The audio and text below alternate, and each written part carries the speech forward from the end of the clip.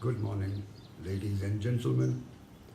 Today is the 25th of May 2019, and this is going to be my maiden video on design and related topics. Today, specifically, I would like to talk about architecture and the design professions in general.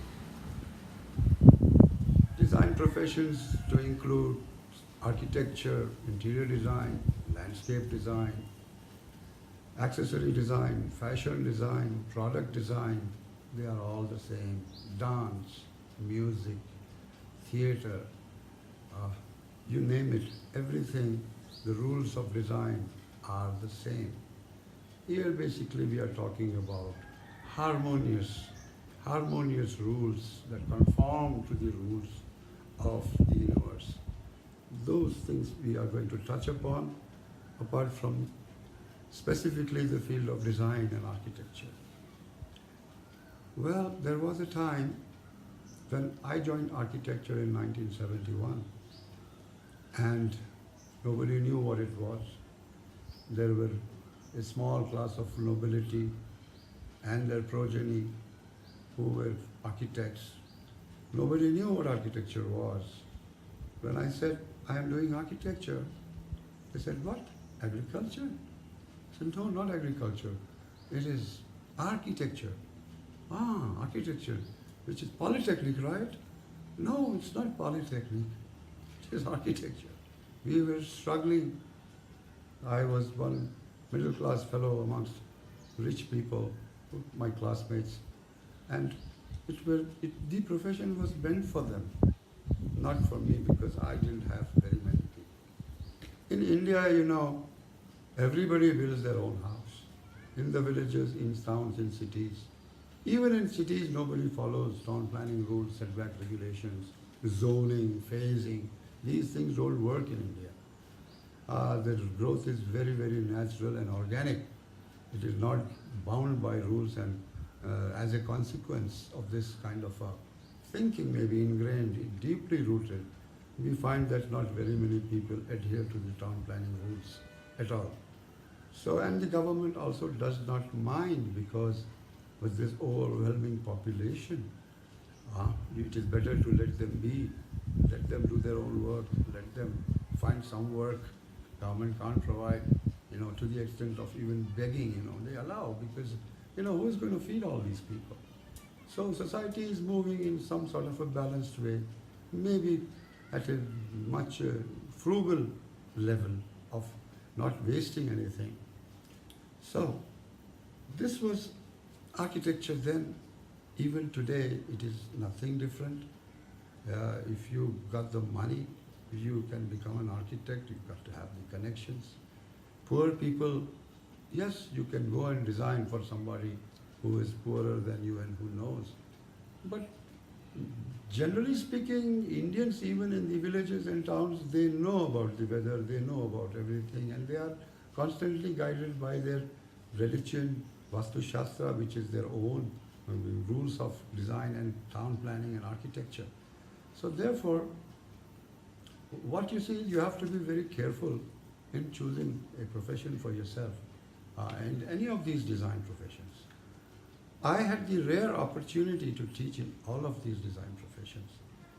In architecture, interiors, landscape, I headed and initiated the accessory design department at NIFT, National Institute of Fashion Technology here in Hyderabad, and worked with the National Academy Construction, did a lot of things here and there, and post didn't matter. This was a state government job and that was a central government job, and so on and so forth. I never stuck to that. I just gave mine whatever I could, and I just walked out of it. So, because there is stagnation in these places. Therefore, those of you who wish to put together their souls together with some technology, then you can get into these professions. Design is a soulful exercise. It deals with the heart, and of course the mind also comes to the rescue. Here it is between your emotion and how you adapt the technology to it. So it doesn't mean art, doesn't mean that you discard technology and just go by whatever you feel like, or otherwise the other way around where you will, be only technological and you will not care about other things that are not capable of being quantified. The emotional side of life, which is, something like love, sympathy, pity, the feeling, the good feeling that you have for people, all of that can't be quantified by modern Western science. So, in addition to this, architecture, the building process, design, it used to be part of every village, every town, every civilization. There were, of course, not schools were there, but of course, apprenticeship was the way of going about it. Even today, we have that concept of apprenticeship, albeit the exploitation, where the architect will tell a new graduate, you work for a couple of years with me for no payment, and I am going to teach you how to practice architecture. This is what goes on, kind of shamelessly, because I feel that as long as you extract any work from anybody, you got to pay him. So that aside, the history of architecture, when we got into it, it was very confusing. We didn't know what to do, whom to design for, what are we doing. We just were told that this is a very noble profession. And I don't know where, because it was only practiced by the rich. Poor people don't need or can afford architects, Who am I to go and tell to some person in the village how to construct his house? They have been building this for thousands of years. It is I who has to go down there and learn how they build. So, getting off of this donkey back of pride and ego, then come down to earth and just listen to what I have to say about this profession. There are such talents that you need. There should be something in you to get into architecture or design profession. And that is, if you can play a rhythm, just a simple rhythm like, then you are on, you can. If you can dance to a rhythm, then you are on. Then that means that your motor skills are all right. Your ear, eye and body-hand coordination is developed, which basically depends upon what you did in school. The singing classes, the other sports, this and that were meant to improve upon these motor skills of yours. Those of you who lack or have not been through this or who cannot jump to any rhythm, then try to practice that. That is very essential for getting into this design field because it's an added advantage.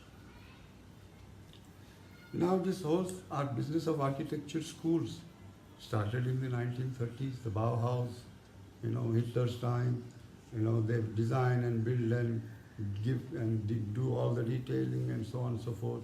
And they were beginning to cater to an industrial age and, sort of mass production. And steel was coming in a big way, concrete, all of these materials. And they started these schools on a particular pattern, including fine arts and architecture. The curriculum itself since the beginning had nothing to do with the human.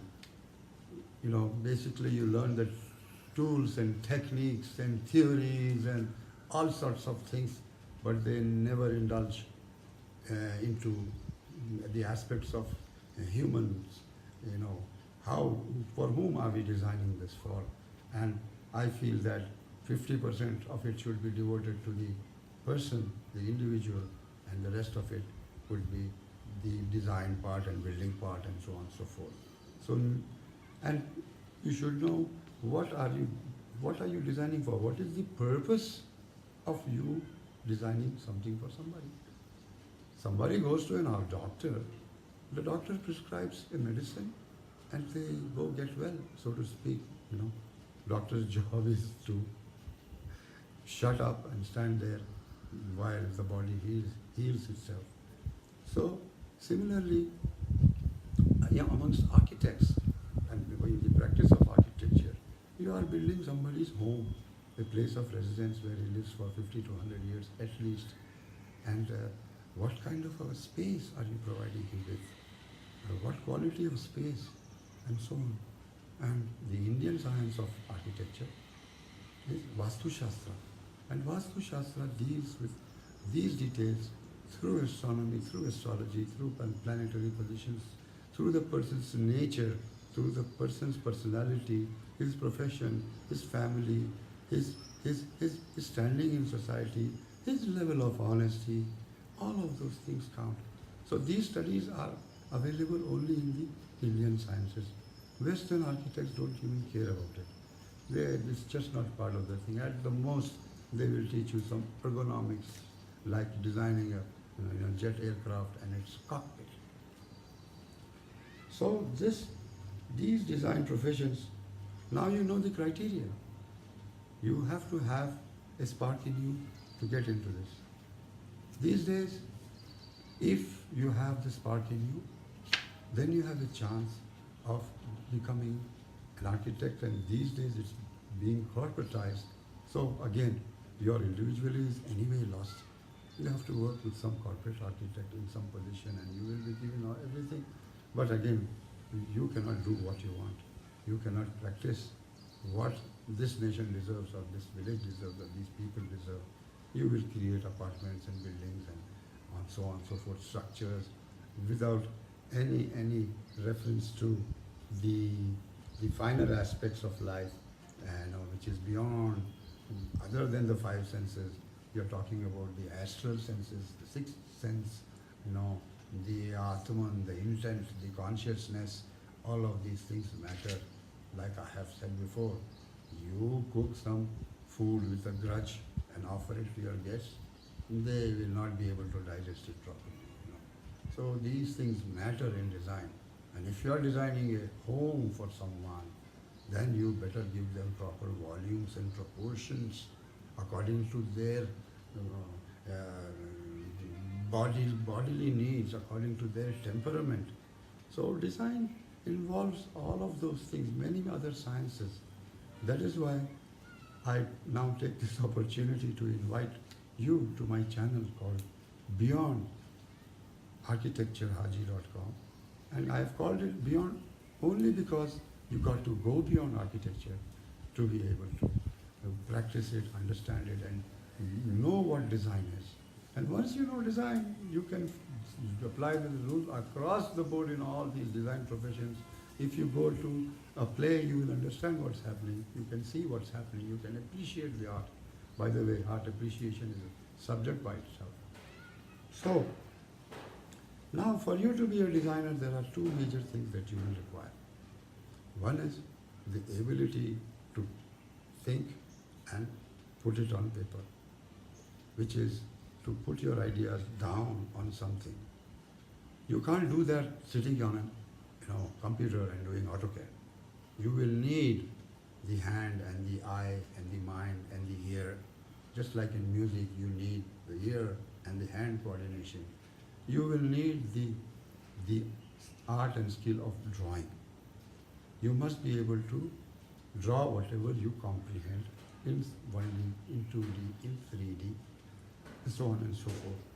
And again, develop those sensitivities in drawing, where you can show the subtle shades of grey, of sunlight, of life. So this is one reason why I will be taking up the first project, which will be architectural or basic drawing.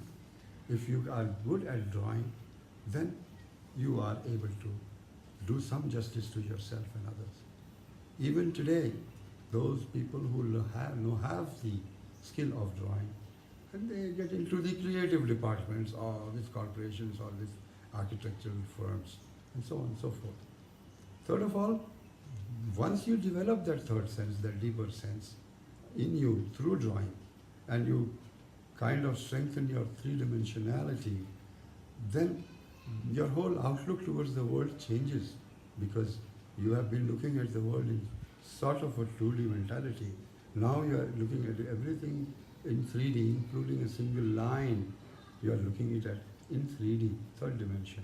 So slowly, these things are meant to kind of make you more sensitive to what you see and what you hear. Create some sensitivity in you. Not be rough. Look at the detail, comprehend, look at a flower in detail, look at a leaf in detail, look at nature in detail. That is the purpose of these drawing exercises. So they are not merely drawing exercises, they are more than drawing.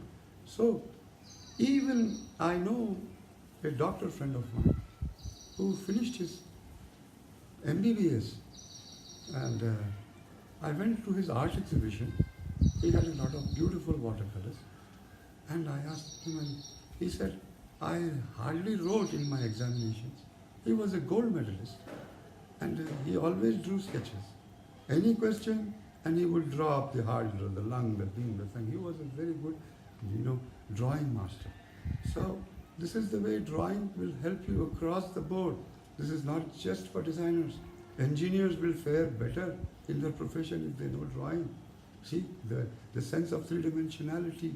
They cannot draw anything in 3D. Very poor at drawing engineers are. And doctors, why not? Any profession, be able to put your ideas on paper requires some practice, some training, and I hope to provide you with that kind of information. I have got some old tricks, nobody follows those things. But again, that will bring you on par. You will begin to like your work within 2 days. Within the first day itself, if you follow the rules, you will learn it and you will begin to see things in a different manner. Secondly, I would like to talk about the design rules and principles. So the second part of this series, please do not miss, is what is design and where does it come from, and what are the rules, what are the principles of design, what are the elements of design, and how is it to be used in your architecture, in your interiors, in anything. How are you going to use that? In your creating some music, perhaps a play, a theater, a dance, all sorts of crafts that you want to create. So, I once again welcome you to my channel, beyondarchitecture.com. Please come back once in a while and check out my latest videos. They will be mostly similar and academic in nature, apart from some of my travelogues. I do like to go out, and these days my passion is dowsing, and I go to archaeological sites to dowse for electromagnetic lines, the ley lines, and this is another very important thing that you should be knowing, in trying to locate water, archaeological sites, the magnetic lines under the earth. It does affect your health. So, thank you very much.